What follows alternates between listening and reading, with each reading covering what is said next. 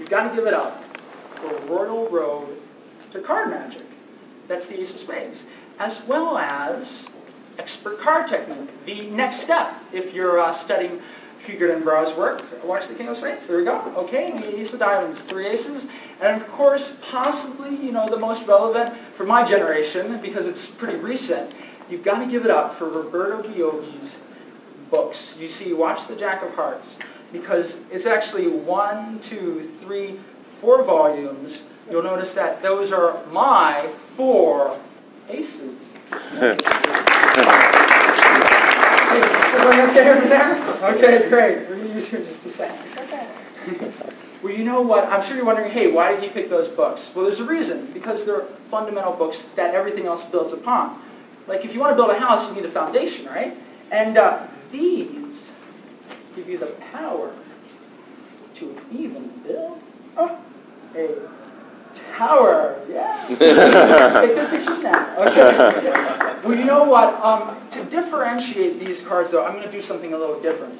You see, to me, with my purest approach to magic, no gaffes, no gimmicks, no stuff up your sleeve, these books are sort of like candles in the darkness. So how about, instead of using this deck of cards, which the aces would match, I'm going to introduce a blue deck of cards as a little variety, okay? So we'll use these cards. And what's your name? Brooke. Okay, Brooke. What I'd like you to do is to take these 4 aces here and sign your name on the back of them, okay? I think I have a marker around here. Oh, here it is. Great. In fact, just place your initials on the backs, okay? Perfect. Hey, thanks a lot. You probably heard the saying, in the game of cards, in the game of life, play the cards you're dealt. Well, you know what? These guys give that saying, holding meaning, because they dedicated their lives to cards, and they dealt students of card magic all over the world a really great hand. So how would we deal the cards like this, a sign on the back with your name throughout the pack, and see what happens? We'll use the classic American game of poker, immortalized in countless texts such as books and movies such as Butch Cassidy and the Sundance Kid, or Maverick, for example. Now there's 4 suits in every deck of cards, right?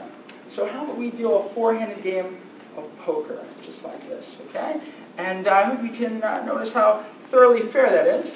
In fact, we'll give the cards a almost perfect shuffle, just like this, so there's absolutely no room for deception, squaring them together just like that. Can you see that there? Okay, fantastic. Thoroughly mixed, yes? Okay, great.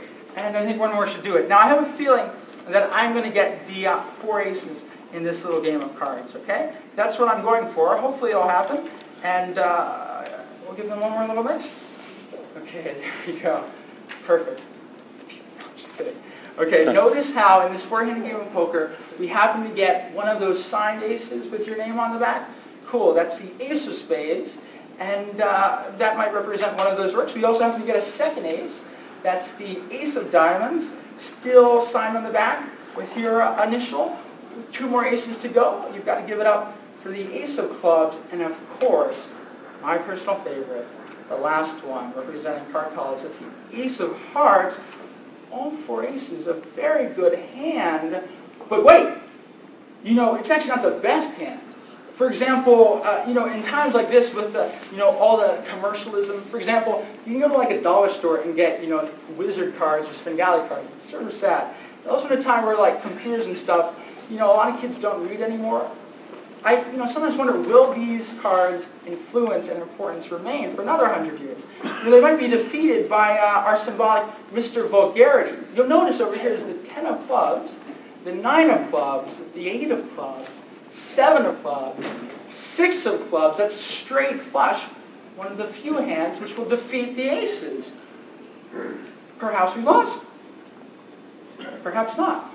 Because, I have a feeling due to the time, the intelligence, the effort, the energy, and the love which the creators of these works invested in their writing, that this stuff is timeless. Seriously. Because if you'll check this out, you'll notice we no longer have just 4 aces. You see, still signed on the back, we now have an unbeatable royal flush in clubs.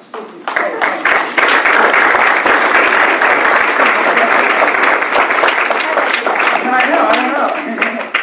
Well, know what? I think I understand what Hofstadter was talking about. You know, when he made that analogy about poetry years ago, it's probably summed up best by an actual poem. For example, this one by William Blake. To see the world in a grain of sand, and heaven in every flower. To hold infinity in the palm of your hand. That's it. Hey, thanks a lot, guys. Let's see you around.